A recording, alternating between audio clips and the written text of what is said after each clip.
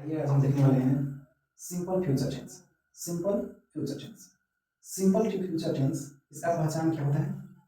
जब हिंदी वाक्य की क्रिया के अंत में धातु उगा, उंगी, एगा, एगी, एंगे रहता है तब उस वाक्य को किसे माना जाता है? तब उस वाक्य को सिंपल फ्यूचर टेंस में माना जाता है। फ्यूचर इंडेफिनिट टेंस भी इसे कहते हैं। ठीक, जैसे कि यहाँ पे एग्जाम्पल में ठीक करूँगा, ऊँगा, बोलूँगा, ऊँगा ऐसे आता है। ये किस में माना जाता है? ये माना जाता है सिंपल फ्यूचर टेंस में। ठीक, अब इस वाक्य की बनावट देखते हैं। जैसे कि इसका स्ट्रक्चर क्या होता है? इसका स्ट्रक्चर जो है ठीक सब्जेक्ट के साथ शैल और विल का प्रयोग किया जाता है। उसके बाद वर्ब और ऑब्जेक्ट का प्रयोग किया जाता है। ठीक, सब्जेक्ट, शैल, विल, वर्ब और ऑब्जेक्ट हो गया। ठीक, अब यहाँ पे इसको ट्रांसलेट करके देख लेते हैं। ठीक, ताकि हमें पता चल जाए किस तरीके से हम बात करते हैं सिंपल फ्यूचर टेंस के हिंदी वाक्य को। जैसे आई शैल सर्व द नेशन। ठीक है, मैं राष्ट्र की सेवा करूंगा, मैं कभी झूठ नहीं बोलूंगा। ठीक, I shall never I shall never tell a lie. Tell a lie, I shall never tell a lie. ठीक, अब यहाँ पे देख सकते हैं कि आई आई के साथ शैल लग रहा है, आई के साथ विल शैल लग रहा है। ठीक, तो इसमें ये भी एक बात जानने वाली है कि शैल और विल का प्रयोग कहाँ कहाँ होता है। जैसे कि जो शैल का प्रयोग है ये होता है आई और वी के साथ, आई और वी के साथ होता है। और जो विल का प्रयोग है ठीक ये सभी के साथ होता है। जैसे कि यू हो गया, ही, सी, इट, किसी का नाम हो गया या दे हो गया। ठीक, इनके साथ प्रयोग होता है। और जो भी सिंगुलर और प्लूरल जो भी हो, जैसे काउ, ठीक, जैसे काउ हो गया या काउज हो गया। ठीक, इस तरीके से जो भी ठीक उन सभी के साथ क्या लगा विल का प्रयोग होता है। बस हमें याद रखना है कि शैल का प्रयोग कब होता है। ठीक, कुछ इस तरीके से इसका पहचान सिंपल प्रेजेंट का और इसका स्ट्रक्चर होता है।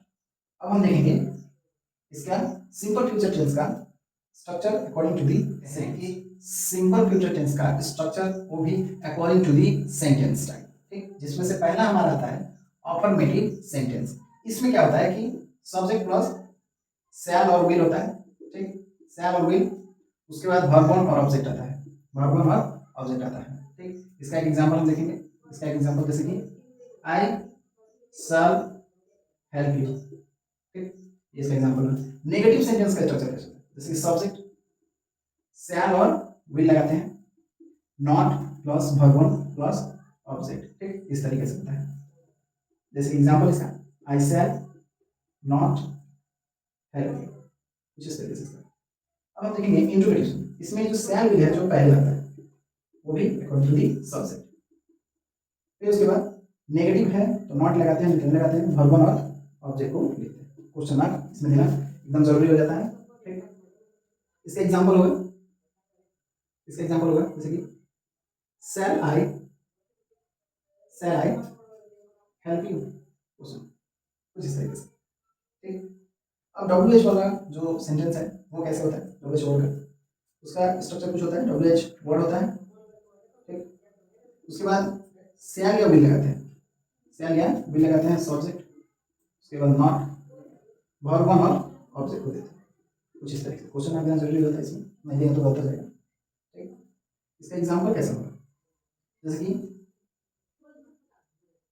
When shall I help you. ठीक, when shall I help you, कुछ इस तरीके से।